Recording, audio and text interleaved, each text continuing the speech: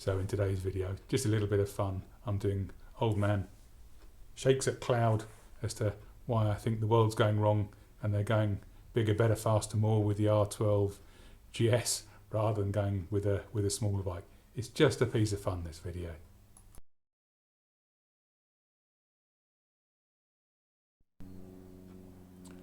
So what I was thinking along the lines of is that a lot of bikes, it seems to be the case that it's just bigger engines, bigger weights for the touring ones and the off-road bikes, and it comes to a certain point where it just becomes a road-going image machine rather than an incapable for the average rider to take off-road.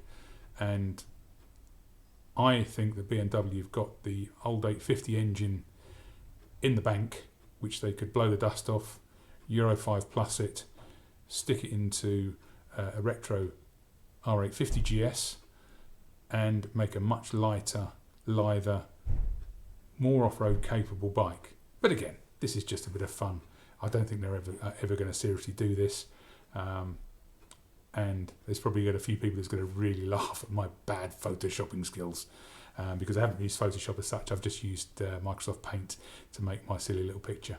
But yeah, if you like what you see, just give a comment, give us a subscribe, and if you think my Franken bike looks great, you know who to send your emails to in Germany.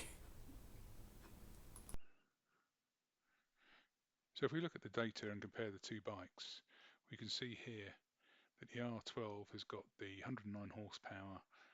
It's a 1.2 litre engine, 115 newton meters of torque, and clearly it's a Euro 5 plus bike because we're looking at a modernly released bike, and it's capable of 210 kilometers per hour. Now, if we switch across to the R850R, the last specification, so this is, you can see this is the 2001 to 2002 specification, so if you like, the newest that we can go to, I think. And this is kind of the point I'm making. If you're going to make an homage to the R80, perhaps you should be looking at something that's got broadly an 800cc engine. So although this one is clearly not Euro 5 plus, so you'd have to look at how they modify the power here. But it's not going to be shy. It's going to be 70 odd horsepower if it was Euro 5 plus. I would anticipate, and clearly a lot lighter bike. Right, if we go down here, this particular bike weighed 218 kilos, which is around about 20 kilos less than the R12. And I think that the mass of these bikes in general is just a little bit too much. So they for proper off-road use, really it needs to be something lighter. But this engine would be, I think, a good starting point. So if we look at the Wikipedia entry for the R80GS, clearly it's not going to work in terms of emissions and the way the engine's set up here. But we're still looking at a 50 horsepower engine, which would obviously be improved with the fuel-injected 850 version that I looked at on the R850R. So that this bike was still capable of 3 figures.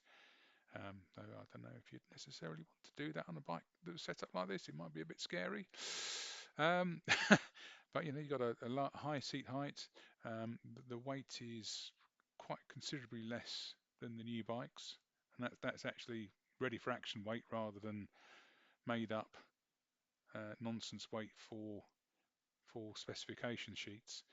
And this is the image I used to start with to sort of do my butcher's job on putting the R850 engine into this bike.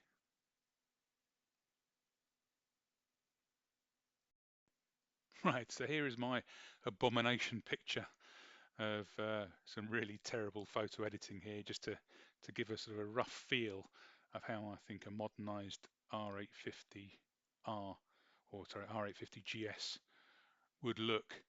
I don't see any particular problem with it having traditional telescopic forks, even though that's not the current BMW way of doing things. I mean, we're doing a retro model here, so that would probably knock a considerable amount of weight off the bike. It would clearly need thicker stanchions than are on this particular bike, and this is not really a braking setup that's going to work 40 years later. But yeah, as you can see, I've done my butcher's job here of putting in some Brembo brakes and a whoopsie, because I couldn't really sort of cant the software I was using just Microsoft's Paint, and I couldn't really work out how to cant things to get it all into the correct position. As you can see there's the side stand there, and there's the side stand here from the original bike.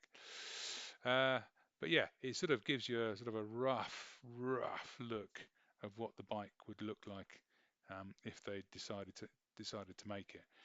And I certainly think for a certain demographic this would have legs. Let me know what you think.